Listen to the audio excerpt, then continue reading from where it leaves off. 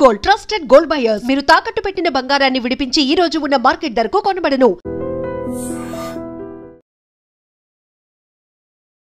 మనతో పాటుగా ఒక బలమైనటువంటి వాయిస్ ఉన్నటువంటి తెలంగాణ ఉద్యమకారుడు ఉన్నారు.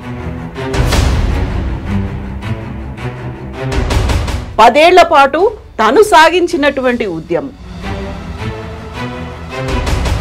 ఎమ్మెల్సీగా అడుగు పెట్టడం కంటే కూడా అడ్వకేట్ గా మీరు మారినటువంటి సరికొత్త రూపం, అవతారం ఏంటి? ఎక్స్పీరియన్స్. పాలిటీషియన్ చట్టబద్ధమైన పోరాటం చేయడం కూడా అవసరమే. క్షేత్రంలో కొట్లాడాలా, కోర్టుల్లో కొట్లాడాలా, అప్పుడే నిజమైనటువంటి గొంతుకు లెక్క ప్రజల కోసం కొట్లాడినట్టుగా.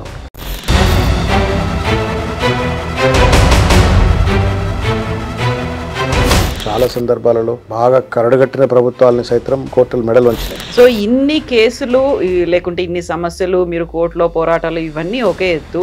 పర్టికులర్గా మీకోసం మీరు పోరాటం చేసుకోవడం, దానికోసం కూడా మీరు కోర్టులకు వెళ్ళడం అనేది అది ఒక దురదృష్టకరమైనటువంటి సంఘటన.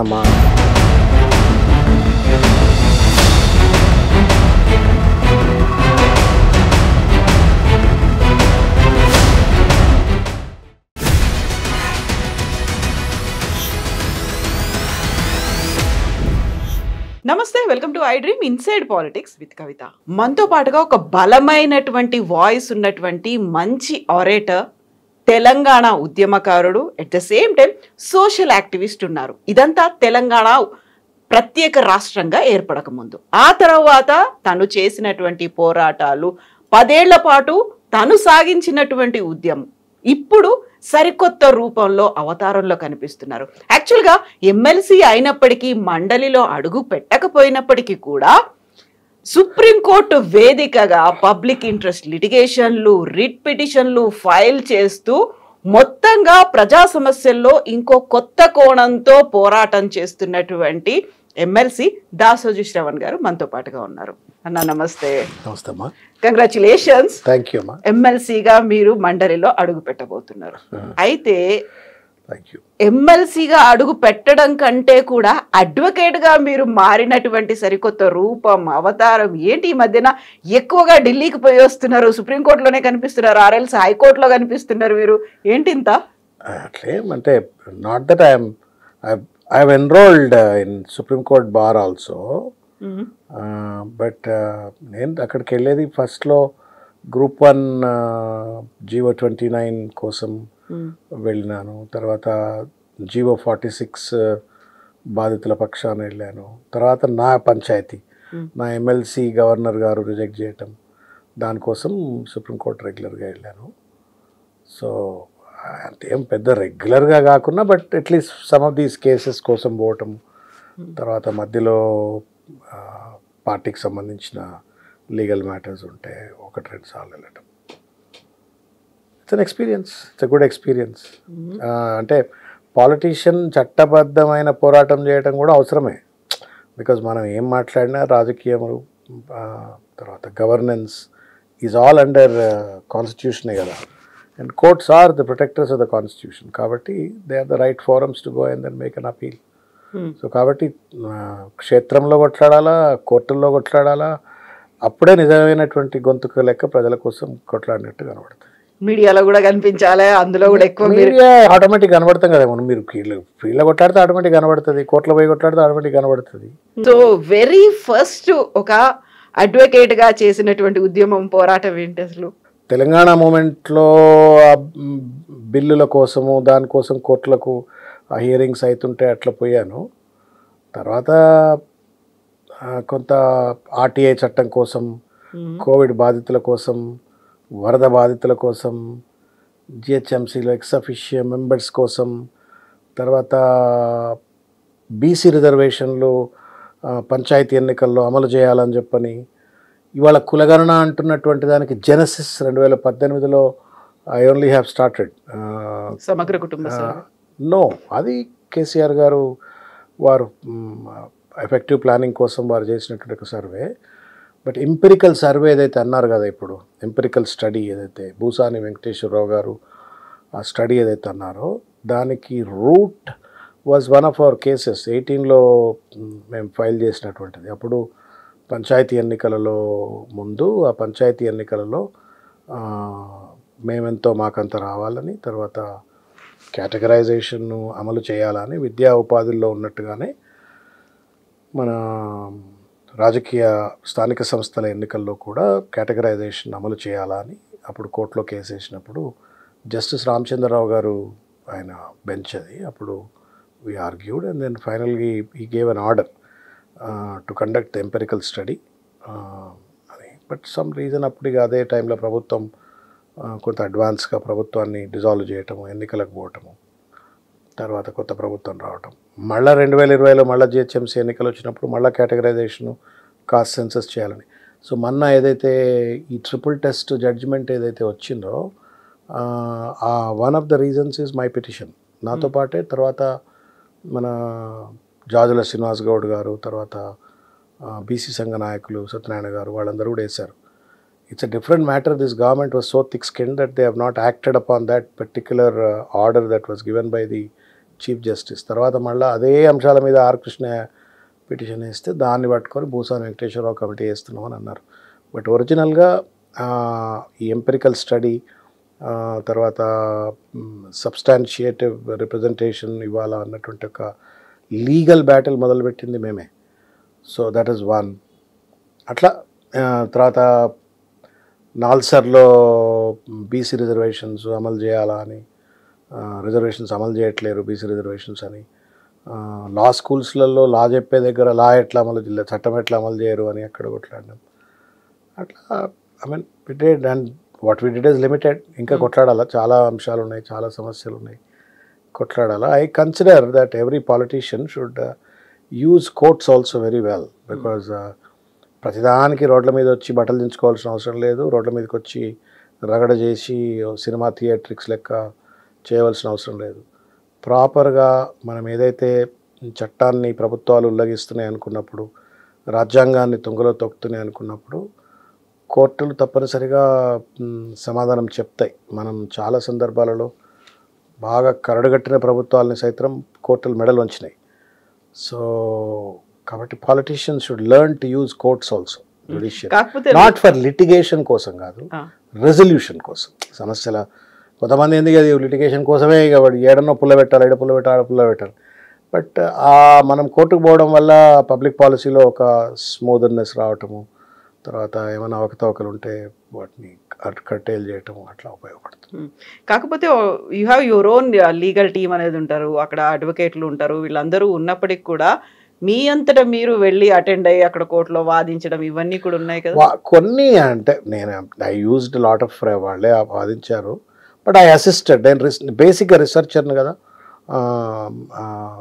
ఏదైనా ఒక కేసును మనం ఆర్గ్యూ చేయాలన్నప్పుడు డీప్ రీసెర్చ్ చేయాలా, సబ్స్టాన్షియేటింగ్ సెక్షన్స్ కానీ, లేకపోతే కాన్స్టిట్యూషనల్ ప్రొవిజన్స్ కానీ, లేకపోతే కేస్ లాస్ కానీ, ఆల్రెడీ ప్రెసిడెన్స్ సిమిలర్ కేసెస్ ఎక్కడన్నా ఉంటే వాటిని క్రోడీకరించడం కానీ, ఆ రీసెర్చ్ నేను డీప్గా చేసేవాడిని.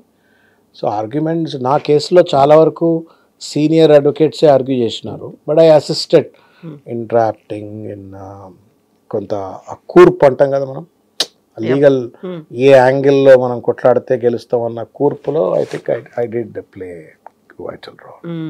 సో ఇన్ని కేసులు లేకుంటే ఇన్ని సమస్యలు, మీరు కోర్టులో పోరాటాలు ఇవన్నీ ఒకే ఎత్తు, పర్టికులర్గా మీకోసం మీరు పోరాటం చేసుకోవడం, దానికోసం కూడా మీరు కోర్టులకు వెళ్ళడం అనేది అది ఒక దురదృష్టకరమైనటువంటి సంఘటన అమ్మా. అంటే ఒకటి, రెండోది నా కోసం నేను కొట్లాడుకున్నా అని నేనేం అనుకోవట్లేను.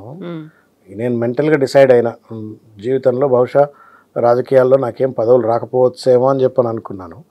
కానీ ఆ కొట్లాట అంతా కూడా ఏదో నేను గెలవాలా, ఆ గెలుపు ద్వారా నేను పదవుల్లో కూర్చోవాలా, నేనేదో కిరీటాలు భుజకీర్తులు పెట్టుకుని ఊరేగాల అని చెప్పనేం కాదు. But what was done by the governor is completely unconstitutional and immoral, unconstitutional, brazen violation of the authority that was vested with the governor. దాన్ని ఎక్స్పోజ్ చేయాలనుకున్నా. ఒకటి. రెండు, పెద్ద పదవుల్లో కూర్చున్నటువంటి వాళ్ళు పెద్ద ఆలోచన లేకుండా చిల్లరగా వ్యవహరించి, దానికి తోడు కొంత భారతీయ జనతా పార్టీకి సంబంధించిన ఒకళ్ళిద్దరు పెద్ద నాయకులు దాన్ని ఎట్లన్నా శ్రవణ్ రానియొద్దు, వీడిని తుంగలో దొక్కాలా అని చెప్పని కొంతమంది ప్రయత్నం చేయటము. మేము సుప్రీంకోర్టుకు పోతే మాకే మొదట్లో దెబ్బ తగిలింది. మేము పోయినప్పుడు మాకే ఇది సినిమా తీయొచ్చు ఈ కేసు, ఫస్ట్ నుంచి లాస్ట్ వరకు బ్యూటిఫుల్ ఏదైనా case study for law students or ఎవరైనా మంచి లీగల్ సినిమా తీస్తే సినిమా తీయొచ్చు. ఏం ట్విస్ట్లు, ఏం కథలు, హౌ పెద్ద పొజిషన్స్లో ఉన్న వాళ్ళు ఎట్లా రాజ్యాంగంతో ఆటలాడతారని. సో ఆ ఫస్ట్ సుప్రీంకోర్టు స్టే ఇవ్వగానే పాత గజెట్ను పట్టుకొని వాళ్ళే పోయి నామినేషన్ ఓత్ తీసుకోవడం అంతా కూడా ఒక డ్రమాటిక్గా, అన్కాన్స్టిట్యూషనల్గా, ఇర్రేషనల్గా జరిగినటువంటి ఒక తతంగం. క్రొనాలజీ చూస్తే అర్థమవుద్దమ్మా మీకు. ఇది 31st July 2023 కేసీఆర్ గారు క్యాబినెట్ మీటింగ్. ఆ మీటింగ్లో మా వివరాలన్నీ సేకరించిన తర్వాత ఆ మీటింగ్లో చర్చించి గవర్నర్ గారికి ప్రతిపాదనలు పంపినారు. మా ఇద్దరిని గవర్నర్ కోటాలో ఎమ్మెల్సీ అని. దాన్ని కూడా చాలా రోజులు వెయిట్ చేసినాడు. అప్పటికే సుప్రీంకోర్టులో ఒక తీర్పు వచ్చింది. తీర్పును ఆధారంగా చేసుకొని సుప్రీంకోర్టు కూడా చెప్పింది కదా, what is recommended by the council is binding on the governor అని చెప్పింది కదా. నో అని చెప్పని ఆయన ఈ ఫోర్స్ అంతకుముందే కౌశిక్ను రిజెక్ట్ చేసిండ్రు కదా, ఏమైనా ఇబ్బంది పెడతారో ఏమో అని కొన్ని రోజులు ఆగిండ్రు. బట్ ఫైనల్గా సుప్రీంకోర్టు మూడోది సుప్రీంకోర్టును అర్థం చేసుకున్నాక వారు క్యాబినెట్లో రెజల్యూషన్ చేసి ఆ పద్ధతి ప్రకారంగా పంపిండ్రు. జూలై 31 నాడు నామినేషన్ పంపితే మేము 23వ తారీఖు సెప్టెంబర్ తిరుపతి శ్రీశైలంలో ఉన్నా. గుడికి పోయాను యాక్చువల్గా శ్రీశైలంకు. ఈ రికమెండేషన్ ఇన్ని రోజులైంది పెండింగ్లో ఉన్నది. నా ఫ్రెండ్స్ ఎవరున్నారు కొంతమంది, శివయ్య దగ్గర పోయి అడుగుదాంపా, ఎందుకు పెండింగ్లో పెట్టిండో, పోయి దండం పెట్టుకుంటే ఏమైనా క్లియర్ అవుతుందేమో, ఆ తమిళసాయి సౌందరరాజన్ గారికి శివయ్య చెప్తాడు, పాస్ చేపిస్తాడు లేపు అని పోయి పట్టుకుపోయాను. గమ్మత్ ఏంటంటే 22 రాత్రి పోయినాం, 23 పొద్దుగాల పోయి అభిషేకం చేసుకున్నాం. వచ్చి రూమ్లో కూర్చున్నా, టీవీ ఆన్ చేసినాం. ఆన్ చేసేటప్పటికి స్క్రోలింగ్ వస్తుంది, నామినేషన్ల తిరస్కరణ, ప్రతిపాదనల తిరస్కరణ, రాజకీయ ఇదంతా వస్తూ ఉంది. ఆయన ఇట్లా అయిపోయింది. దేవుడి దగ్గరకు వచ్చి మంచి పూజ అభిషేకం సంతోషంగా వచ్చినాం. ఇట్లా ఇట్లా ఏడున్నాడు శివయ్య అనుకున్నా. అట్లా నేనేం అంటే మనకి ఇస్తేనే దేవుడు, ఇవ్వకపోతే దేవుడు అని నేనే పెడితే పెళ్ళి లేకుండా సాగుకోరే రకం ఏం కాదమ్మా. నేను ఇది ఛాలెంజ్ చేయాలా, రీసెర్చ్ అంతా చేసినాం. ఇది గవర్నర్ ఇల్లాజికల్గా చేసింది. సుప్రీంకోర్టు లాయర్స్తో మాట్లాడినాం, లీగల్ ఎక్స్పర్ట్స్తో మాట్లాడినాం, చాలామంది ప్రొఫెసర్స్ అందరితో చాలా డిస్కస్ చేసిన తర్వాత finally we came to a conclusion that what governor did is unconstitutional. Worse she could have done is to return the file but not reject the file. Return చేసి నాకు సమాచారం సరిగ్గా లేదు, శ్రవణ్ మీద నాకు ఇంకా ఒపీనియన్ రావట్లేదు, నేను కన్విన్స్ కాలేదు, నాకు ఇంకొంత వివరాలు ఇవ్వండి, ఆయన ఎందుకు నామినేట్ చేయాలని అని అడగవచ్చు. బట్ ఆమె మేము పొలిటీషియన్స్ అని, లేకపోతే మాకు అనుభవం ఉంది కానీ సఫిషియెంట్ అనుభవం లేదని, మాకు స్పెషల్ అచీవ్మెంట్స్ లేవని, ఇవన్నీ కూడా సేవా రంగంలో మీరు ఎట్లా సెలెక్ట్ అవుతారు అని ఏదేదో పెట్టింది ఆమె. అంటే ఆ లెటర్ చదివితే చాలా బాధ కూడా అవుతుంది. అరే ఏంది ఇది అమ్మ, ఈ డబుల్ పోస్ట్ గ్రాడ్యుయేట్ చదువుకొని పిహెచ్డి చేసి యూనివర్సిటీలో ఒక ప్రెస్టీజియస్ అకాడమిక్ ఇన్స్టిట్యూషన్స్లో అసిస్టెంట్ ప్రొఫెసర్గా, అసోసియేట్ ప్రొఫెసర్గా పనిచేసి, కార్పొరేట్ సెక్టర్లో ట్రైనర్గా ఉండి, సినిమాలు తీసి, సోషల్ వర్క్ చేసి, తెలంగాణ ఉద్యమంలో పనిచేసి, అయినా ఎలిజిబిలిటీ లేదు, పాలిటీషియన్ అంటుంటివి. మరి పక్కనేమో ఇంకో పొలిటీషియన్, ఆయన పార్టీ ప్రెసిడెంట్, ఆయననేమో మీరు ఒప్పుకుంటారు. ఇది ఆమె ప్రెజుడిస్టిక్గా చేసినది, బయాస్డ్గా. సో కొట్లాడాలని ఇది ఎట్లా ప్రూవ్ చేయాలా. Lot of people said no don't do this, don't go to the court, you will be seen as a laughing stock, వద్దు వదిలిపెట్టండి అంటే, nothing doing, will fight, will have to fight. Because if we don't fight, మనం ప్రజల హక్కుల కోసం కొట్లాడేటోళ్ళం. Politics ఏంటి, అందరి హక్కుల కోసం కొట్లాడటం కదా. మన హక్కుల కోసం మనం కొట్లాడకుండా మంది హక్కుల కోసం ఎట్లా కొట్లాడతాం? కాబట్టి మన హక్కుల కోసం కొట్లాడాలా. మన హక్కుతో పాటు ఎదుటివాడి యొక్క అన్కాన్స్టిట్యూషనల్ బిహేవియర్ని ఎక్స్పోజ్ చేయాలా, రాజ్యాంగ ఉల్లంఘనను ఎక్స్పోజ్ చేయాలా. So we filed a writ.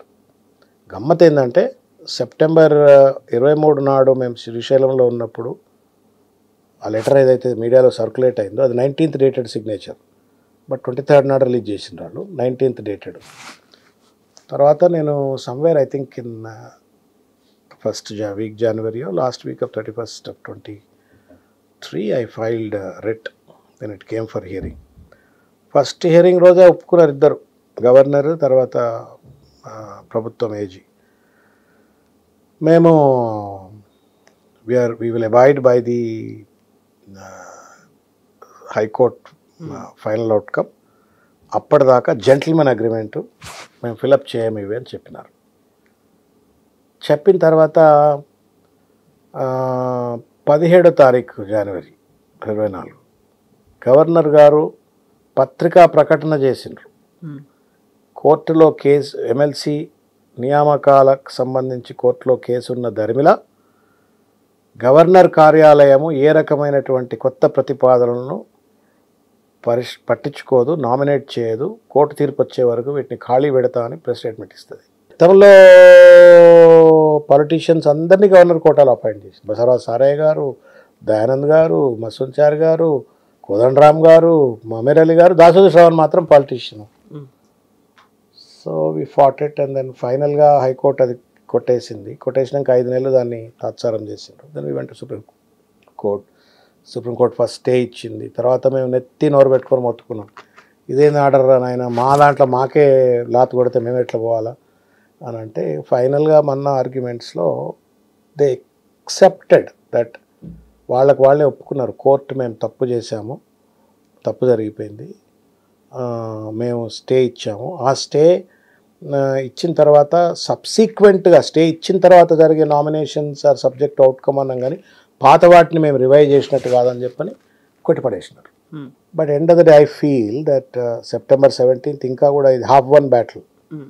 September 17th I'm sure పాత ప్రభుత్వం చేసిన రికమెండేషన్స్ను హైకోర్టు చెప్పినట్టుగానే రెస్టోర్ చేస్తుంది అని నేను అనుకుంటున్నా.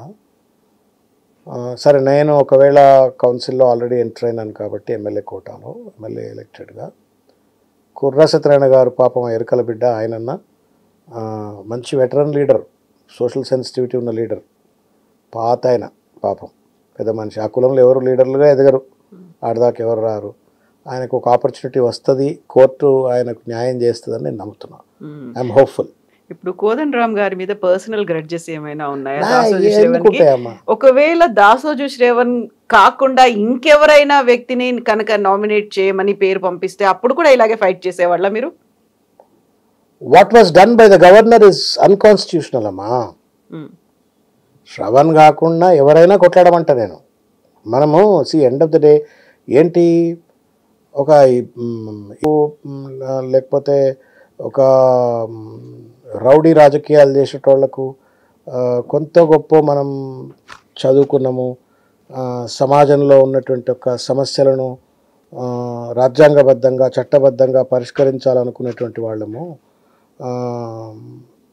రాజ్యాంగానికి లోబడి పరిపాలన ఉండాలా, ఎగ్జిక్యూటివ్ డెసిషన్స్ ఉండాలా, కాన్స్టిట్యూషనల్ ఫంక్షనరీస్ ఎట్లా వివరించాలని చెప్పని కోరుకునేటోళ్ళం. కాబట్టి నేను కాదు, ఎవరైనా కానీ కొట్టడం అని చెప్తా. నేను అదే, my only concern was that only. My battle is a human rights battle. My battle is a constitutional rights battle. My battle is not against individual. My battle is against N institution which was exploiting the authority of the governor. Governor కుర్చీని అడ్డం పెట్టుకొని రాజ్యాంగంలో ఉన్నటువంటి ఒక constitutional ఇమ్యూనిటీని అడ్డం పెట్టుకొని నేను ఎవరికి జవాబుదారు కాదు, నన్ను ఎవరు అడగలేరు అనేటువంటి ఒక ఇమ్యూనిటీని అడ్డం పెట్టుకొని ఆ వ్యవస్థ ఇవాళ ఒక విశృంఖలత్వం. ఇదొకటే కాదమ్మా, కేసీఆర్ గారు యూనివర్సిటీ ఫ్యాకల్టీ రిక్రూట్మెంట్ సంబంధించి ఒక కామన్ బోర్డ్ ఏదో సెటప్ చేయాలనుకున్నారు ఆయన. గతంలో ఎట్లుంటుండే, ఏ యూనివర్సిటీ ఆ యూనివర్సిటీ నోటిఫికేషన్ ఇస్తుంది, ఆ యూనివర్సిటీలో ఇంటర్వ్యూ పెడతారు, సెలక్షన్ ప్రాసెస్ ఉంటుంది, అవుతారు. కేసీఆర్ గారు ఏమనుకున్నారంటే public administration or chemistry or mathematics in Osmania is as good as in కాకతీయలో ఉన్నట్టే శాతవాహన్ ఉంటుంది, లేకపోతే మహాత్మా గాంధీ యూనివర్సిటీలో ఉంటుంది కదా, మనం ఒక కామన్ బోర్డ్ లాంటిది పెట్టి కామన్ బోర్డులో సెలెక్షన్స్ చేద్దాము. సో దట్ స్టేట్ వైడ్ 10 యూనివర్సిటీలకు అప్లై చేయాలి, 10 యూనివర్సిటీలు ఇంటర్వ్యూ అటెండ్ కావాలి, ఇదంతా ఎందుకు, ఒకటే అటెండ్ అయ్యి ఒకే ఇంటర్వ్యూలో ఆ మెరిట్ ప్రకారంగా ఆప్షన్స్ ప్రకారంగా మనం డిఫరెంట్ యూనివర్సిటీస్కి మనం అప్లై చేద్దాం. It's a good idea actually. అది అభ్యర్థి మీద కూడా కొంత ప్రెషర్ తగ్గుతుంది అని ఆయన ఉద్దేశం. పైరవీలకు ఛాన్స్ ఉండదు.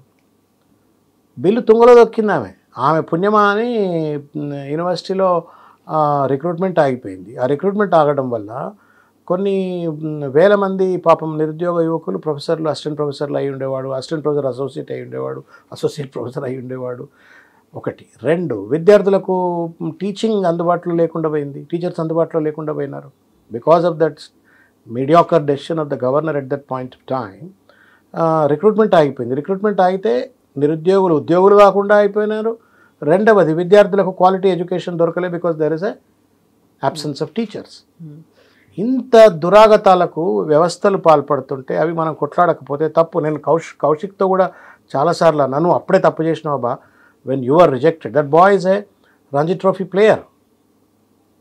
కౌశిక్ పాలిటిక్స్లో మనకు తెలిసిన కౌశిక్ వేరు, స్పోర్ట్స్ గ్రౌండ్లో Kaushik is different. Is a very very powerful bowler, batsmen. ఇది యాక్చువల్లీ ఏ స్పోర్ట్స్మెన్. స్పోర్ట్స్మెన్ కూడా పంచాయతీ గతంలో, అంటే ఆర్ట్స్ 171(5) ఆర్ట్ కాన్స్టిట్యూషన్లో స్పోర్ట్ లేదు కదా అంటే టెండూల్కర్ లాంటి వాళ్ళు కూడా అయినారు అట్లా. సో అంటే కొట్లాడలేదని అంటుంటారు. కొట్లాడాలా మనం. రాజ్యాంగపరమైనటువంటి ఒక నిర్ణయాలు ప్రభుత్వాలు తీసుకోకపోతే ప్రభుత్వాలు నిలదీయాలి, అడగాల. That is what is politics all about. ఇప్పుడు దాసోజు శ్రవణ్కి ఎవరి మీద కోపం ఉంది? అటు గవర్నర్ మీద కోపం ఉందా, కోదండరామ్ గారి మీద కోపం ఉందా, ఇప్పుడు మీద కోపం ఉందా? నాకు అమ్మతోడు ఎవరి మీద కోపం లేదు, సీరియస్లీ. అంటే కోపం ఎవరి మీద లేదు, కానీ ఒక రకమైన బాధ. అరే మీరేంటి రాబాయ్, ఇంత పెద్దోళ్ళు కదా రాబాయ్ మీరు. అండ్ వాట్ అబౌట్ కోదండరామ్ గారు? I feel sorry for him. I honestly feeling I feel sorry for him. He should have first of all not accepted. With all his wisdom and experience of being a civil rights activist, వారు plus మేమంతా కలిసి పనిచేస్తున్నాం కదా. ఆయన JAC chairman ఉంటే మేము JAC steering committee మెంబర్లు. నేను ఉస్మానియా యూనివర్సిటీలో కూడా ఆయన చూస్తుండే కదా. నేను arts college students union general సెక్రటరీగా ఉన్నప్పుడు ఆయన పొలిటికల్ సైన్స్లో లెక్చరర్గానే ఏదో ఉండేవారు. ఆయన కోటి ఉమెన్స్లోనూ నిజాం కాలేజ్ ఎక్కడో చెప్తుండే, పీజీ కాలేజ్ ఏంటో చెప్తుండే ఆయన.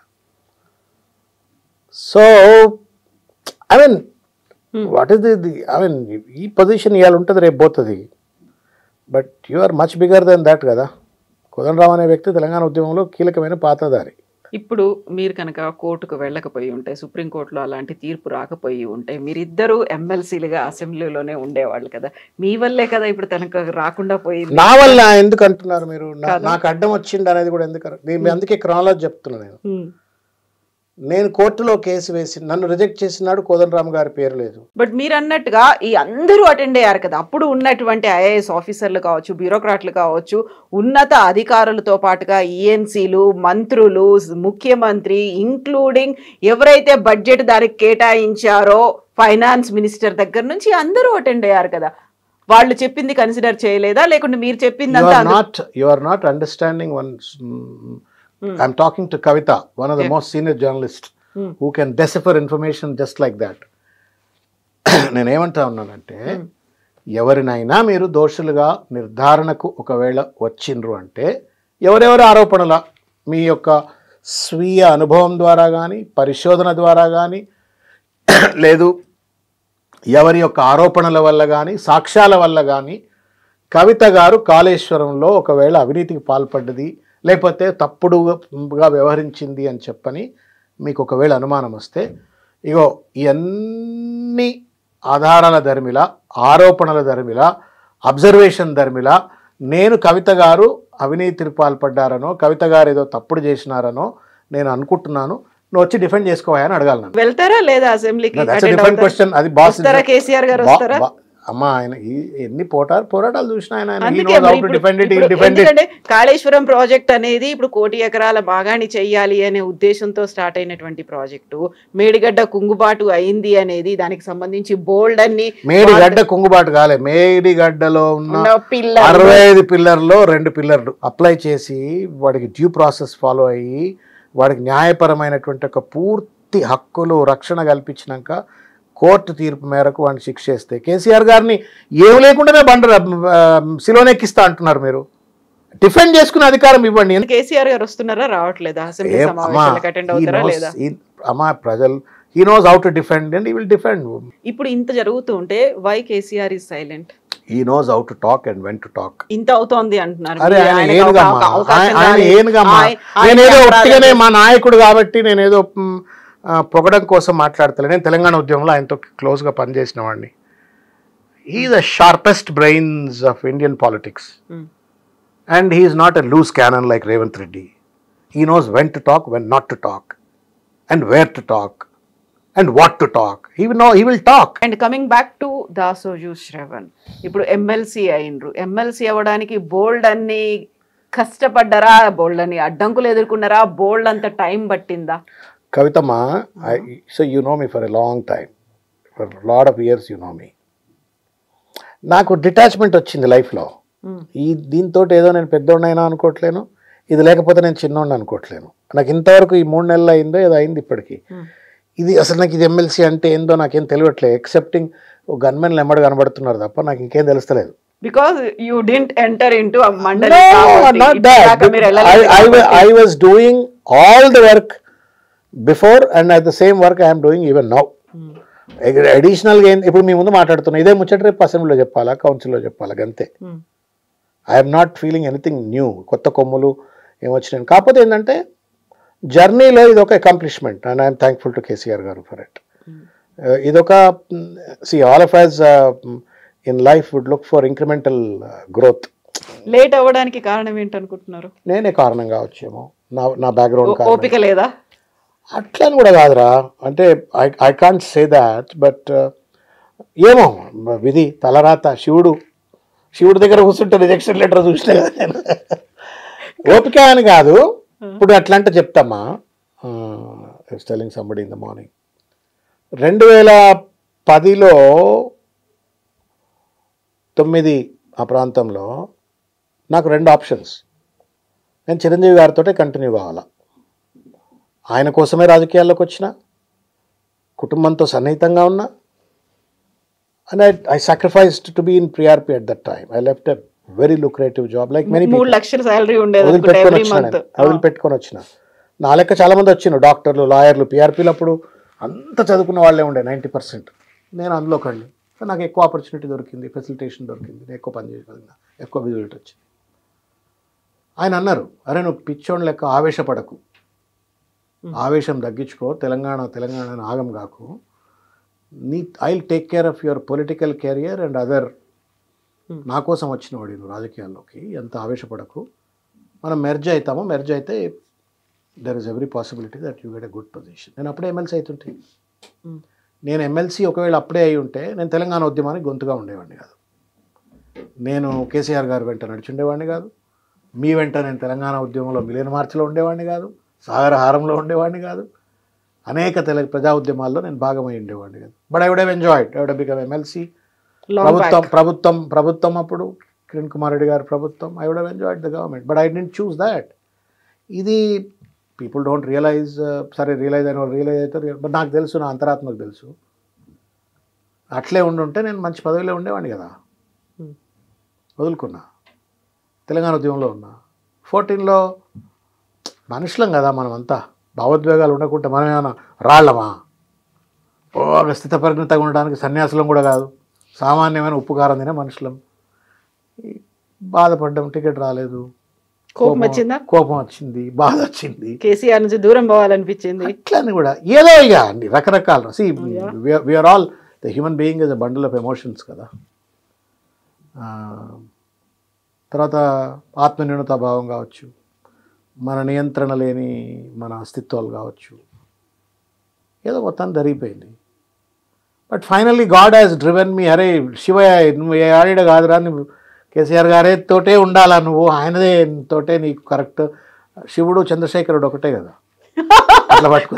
అయితే ఒక నిలకడ లేదు, దాసోజు శ్రవణ్కి నిలకడ లేదు, ఓపిక లేదు, ఆగలేడు, కోపం ఎక్కువ, ఇందువల్లే ఇన్ని పార్టీలు తిరిగిండు, మళ్ళీ పోయి వచ్చేసి. కవితమ్మ రామాయణం అంతిని రాముని సీతేమని అడిగితే నేను సర్దునా, నేను రాయి కొట్టుకుంటాడా. నేను మీకు కుల్ల చెప్పిన, పాలిటిక్స్ ఇంట్రెస్ట్ ఉన్నవాడిని, విద్యార్థి ఉద్యమాల్లో ఉన్నవాడిని, సోషల్ సెన్సిటివిటీ ఉన్నవాడిని.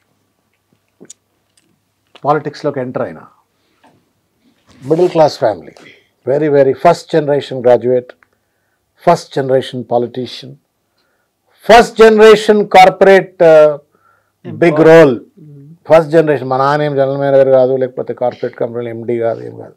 చాలా కష్టపడి ఆ స్థాయికి వచ్చా. నిద్రలేని రాత్రులు, అనేక కష్టం పడితే ఆ స్థాయికి వచ్చా నేను. అది వదులుకోవటం రాజకీయాల్లోకి వచ్చిన తర్వాత నాలాంటి మిడిల్ క్లాస్ వాడు మన చిరంజీవి గారు set you stay back, don't be emotional, I will take care of your political future and నీ అన్నీ నేను I will take care of you అంటే నేనేం చేయాలా? ఎందుకని లేరు? ఏం చేయాలా? ఉండాలి కదా అక్కడే కదా. ఎందుకు లేరు? నేను తెలంగాణ నా నా నా నా గడ్డ విముక్తి కోసం కొట్లాడుతుంది. నా 1.25 కోట్ల మంది ప్రజలు రోడ్ల మీదకి వచ్చి 60 సంవత్సరాల పోరాటం, ఆరాటం, ఒక తపన, ఒక పెద్ద ఉద్యమం జరుగుతుంది. మీరు నేను స్వాతంత్ర సమర ఉద్యమంలో లేం, వందే మాతర ఉద్యమంలో లేం, భారత స్వాతంత్ర ఉద్యమంలో లేం, మహాత్మా గాంధీ బడి నడవలే, సుభాష్ చంద్రబోస్ ఎవడో తెలియదు మనకు, అప్పుడు మనం పుట్టలే. మన కళ్ళ ముందు ఒక స్వాతంత్ర ఉద్యమం జరిగినట్టు జరిగింది. నేను బలంగా నమ్మినది. It's freedom moment, Telangana freedom moment కాదు.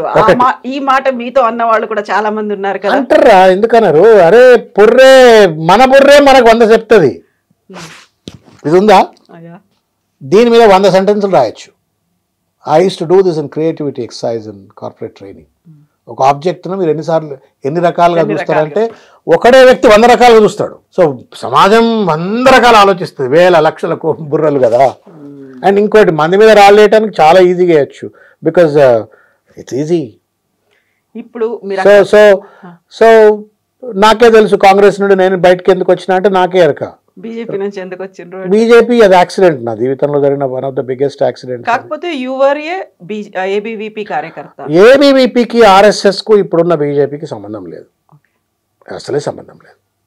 చాలామంది అందరు సంబంధం అది అంటే వాళ్ళ working style, rhythm, orientation. Vidyarthi Parishad is always an independent student organisation. Though సంఘము అదంతా కొంత ఉన్నప్పటికీ కూడా అది బీజేపీ కంట్రోల్లో పనిచేసే విద్యార్థి సంస్థ కాదు.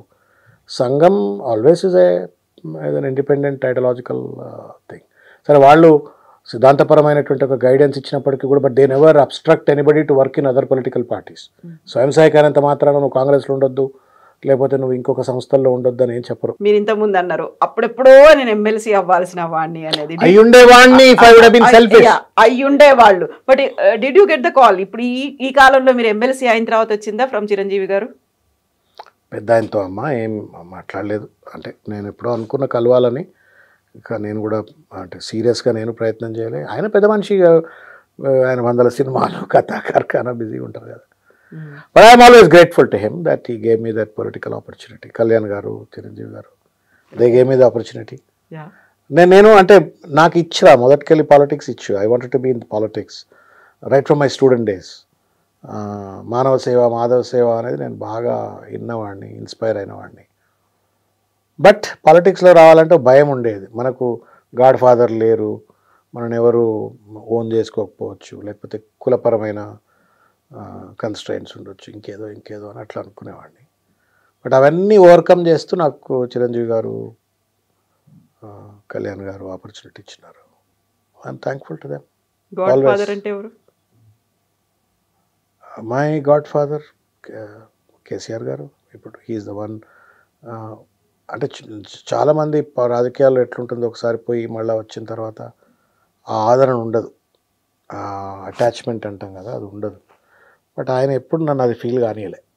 Interaction with him, he never made me feel that I left him for 8-9 years and then I came back అన్న భావన నాకు కలిగేటట్టు ఆయన ఎప్పుడు వివరించలే. What was your first reaction ఆయన్ని ఆ 8 ఏళ్ల తర్వాత మళ్ళీ మీరు కలిసిండ్రు, ఫామ్ హౌస్కి పోయిండ్రు అన్నప్పుడు? అడ్మైరేషన్. ఆయన అంటే నాకు ఆయన పట్ల ఒక హీరో వర్షిప్ మొదటి నుంచి కూడా. ఫస్ట్ ఇలా ఎదురుగా కూర్చున్నారు, పక్కన కూర్చొని కేసీఆర్తో, మళ్ళీ అంత లాంగ్ గ్యాప్ తర్వాత మళ్ళీ కనిపించింది. 30 సెకండ్ ఇంటరాక్షన్ మాది. నేను ఎక్కడో చెప్పినా కూడా కలవగానే ఫస్ట్ ఏళ్ళ తర్వాత కలుస్తున్నా ఎదురెదురు. ఒకసారి ఎప్పుడో మధ్యలో కలిసినాం, ఏదో పెళ్లిలోనో ఫంక్షన్లో. నో ప్రణబ్ ముఖర్జీ గారు ఎట్ హోమ్ అని పెట్టినారు. ఆయన ఇప్పుడు డిసెంబర్లో వచ్చినప్పుడు ఏదో ఒక ఇయర్లో ఎట్ హోమ్ అని పెట్టినప్పుడు బాగా గుర్తుంది నాకు. పిసిసి అధ్యక్షులు ఉత్తమ్ కుమార్ రెడ్డి గారు ఉండే. ఉత్తమ్ కుమార్ రెడ్డి గారు, వారి సతీమణి కోదాడ ఎమ్మెల్యే గారు, పద్మావతి గారు, నేను, వి 3 వెంట్ టు ఎట్ హోమ్. ఆయన ఇన్వైటీ, నన్ను పొదంపాటి శ్రవణ్ అని ఉత్తమ్ కుమార్ రెడ్డి గారు తీసుకుపోయినారు. సో ఆడికి పోయిన తర్వాత కేసీఆర్ గారు అంత టీఆర్ఎస్ మంత్రులు అంటున్నారు, కేసీఆర్ గారు ముఖ్యమంత్రి హోదాలో ప్రణబ్ ముఖర్జీ గారితో ఉన్నాడు అనమాట. సో అందరిని ఇట్లా వరుసగా లైన్లో నిలబెడతారు. అట్లా మన ఎదురుగా వచ్చి ఇట్లా అందరికీ నమస్కారం అనుకుంటే పరిచయం చేసుకుంటే వెళ్ళిపోతారు అనమాట. It was very interesting experience అది. నా దగ్గర ఫోటో ఉంది, మీకు చూపెడితే ఇప్పుడు. నా పక్కన వంశీచంద్ర రెడ్డి ఉన్నాడు, ఇప్పుడు కాంగ్రెస్ ఏఐసిసి సెక్రటరీ, తర్వాత చేసింది కదా. వంశీ ఉండే, నేనున్నా, ఇంకెవరో ఉన్నారమ్మా. ఇట్లా వరుస పెట్టి లైన్లో ఉన్నాం. నమస్కారం అన్నా. నమస్కారం అని ఆయనే పెద్ద ఆయనే అన్నారు, బాగున్నావు శ్రవణ్ అన్నాడు. It was shock to me. అంటే ముఖ్యమంత్రి హోదా, తర్వాత ప్రెసిడెంట్ వెనక నిలబడ్డాడు. ఎట్లున్నావు శ్రవణ? బాగున్నావు శ్రవణ అంటే బాగున్నానే విదయ. That's it. That was the first meeting. After that తర్వాత మళ్ళీ నేను జాయిన్ అయినప్పుడే. And that was also very 30-second interaction. పోయినా దండం పెట్టినా, ఆయన అన్నీ మర్చిపో, come back to me like my own son. And Ram అక్కడ ఫంక్షన్ హాల్లో వెయిట్ చేస్తుంటే పోయి జాయిన్ కాపో. అంతే. ఆయన అంటే నాకు ఒక హీరో వర్షిప్. ఆయన తెలంగాణ ఉద్యమంలో ఆయన ఒక్కొక్క ఇంటర్వ్యూను 100 సార్లు చూసినామండి నేను. ఇక I think there is an emotional understanding వారికి నాకు. he understood what I felt and I understand what he feels without any words. అవసరం లేదు, ఆయనతో ఆ బంధం ఉంది. అది that's something that I feel very strong about it. సరే, నేను నాకు ఎమ్మెల్సీ వచ్చిందా, ఎమ్మెల్యే రాలేదా, బయట తిరిగిందా, పదవి పోయిందా, ఏండ్లు నష్టపోయినానా, లాభమైనా అని పక్కకు పెడితే, is a great leader. He sacrifice his entire life for Telangana. ఆయనే లేకపోతే తెలంగాణ రాదు. ఉద్యమం ఉంటుండేనేమో, చాలామంది నిరంతరంగా జై తెలంగాణ అనేవాళ్ళు ఉంటుండే వాళ్ళేమో, కానీ ట్యాక్ట్ఫుల్గా, స్ట్రాటజిక్గా స్టేట్ను అచీవ్ చేసి ఉండేవాళ్ళం కాదు.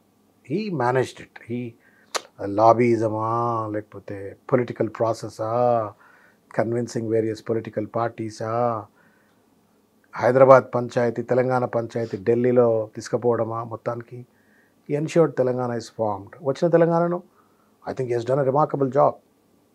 నెంబర్స్ సరే, ఇమోషనల్గా మాట్లాడకంటే numbers, per capital income we నెంబర్ 1, జిఎస్డిపి వీఆర్ నెంబర్ 1, ప్యాడీ ప్రొడక్షన్ వీఆర్ నెంబర్ 1, electricity consumption we are number 1. On various indicators we have done very well. Welfare schemes like Raitu Bandhu, Raitu Bima, lekapothe Kalyana Lakshmi, Shadi Mubarak, KCR kit, pensions, ivanni kuda tarvata the way 50,000-60,000 budget nu 3.5 lakhla budget తీసుకుపోవటం. I think he has done phenomenally well. అంత గొప్ప నాయకుడు ఎదురుగా నిలబడ్డాక ఇక మాటలు ఏముంటాయి, follow his footprints. Connect అయిపోయారు ఇమ్మీడియట్గా. That was there all the time. నేను ఎప్పుడు అంటే నేను కాంగ్రెస్లో ఉన్నప్పుడు కూడా నేనేం విమర్శించలేదు అని అంటే అబద్ధం. అది మీకు తెలుసు, జనానికి తెలుసు. పాలసీల పరంగానో లేకపోతే పార్టీ విధానాలకు అనుగుణంగా ప్రభుత్వ పరమైనటువంటి ఒక తప్పులు ఒప్పులు రెండు ఉంటాయి కదా ప్రతి సిస్టంలో. విమర్శించవచ్చు కానీ, but my admiration to him and my salutes to him always. Is a leader, is a hero. He's a hero of Telangana, and he's a hero of Telangana politics, and probably one of the good heroes, great heroes of Indian politics.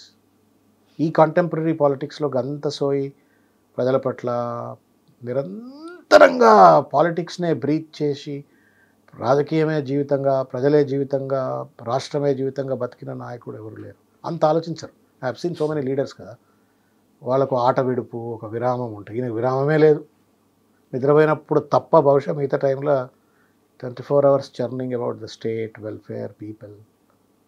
How he is doing now? ఆయన health బాగాలేదనేటువంటి వార్తలు ఎందుకు వస్తున్నాయి ప్రతిసారి పదే పదే? తో పాటు ఏమైనా చిన్న చిన్న సమస్యలు అందరికి వస్తాయి. ఇప్పుడు నేనున్నా, ఐ ఫీల్ నౌ, పొద్దుగాల రాత్రి 2 గంటలకు వండుకొని 6 గంటలకు లేచి స్టూడియోలో వచ్చి కూర్చొని హీటెడ్ డిబేట్ చేసి అక్కడి నుంచి మొదలుకుంటే మళ్ళీ రాత్రి 2 దాకా నడిపేటోళ్ళం. పొద్దుగాల మాపు, ప్రెస్ మీట్లు, జేఏసీ మీటింగ్లు నడిచినాం. ఇప్పుడు చేయగలుగుతున్నావా అంటే ఏదో కొంత ఉంటుంది కదా, age automatically. So you have You have to empathize to that extent. But he's mentally fit, physically fit. He walks every day. He does walking. He does ఆయన disciplinarian. Basic food habits మంచిగా ఉంటాయి. Disciplined ఉంటాడు. Time oriented. So he's fit. And he's ready to take the reins again. మళ్ళా ముఖ్యమంత్రి అయి కుర్చీలో కూర్చుంటాడు. Yes, Anna. Thank you so much. Best wishes to you, Anna. Thank you. And don't forget to subscribe to iDream. And for more videos, Please subscribe to iDream. Please subscribe to iDream. Please subscribe iDream. And please subscribe to iDream. For more videos, subscribe to iDream. please like, share and subscribe to the channel. Congratulations, iDream. Subscribe to iDream. Subscribe to iDream. So subscribe to iDream Media. iDream ki iDream team andarki huge congratulations. Please subscribe iDream Media. Please subscribe to iDream. Subscribe iDream. Please subscribe to iDream. iDream అంటే నా కళల ఛానల్ను subscribe చేసుకున్నారు, నోరు తిరుగుతలేదు, మీరైతే గంట గుర్తు కొట్టండి. For more such videos, please subscribe to iDream. Subscribe to iDream. Please subscribe to iDream. Please subscribe iDream Media. Please do subscribe to iDream. Please subscribe to iDream Media. For best entertainment and information, please subscribe iDream.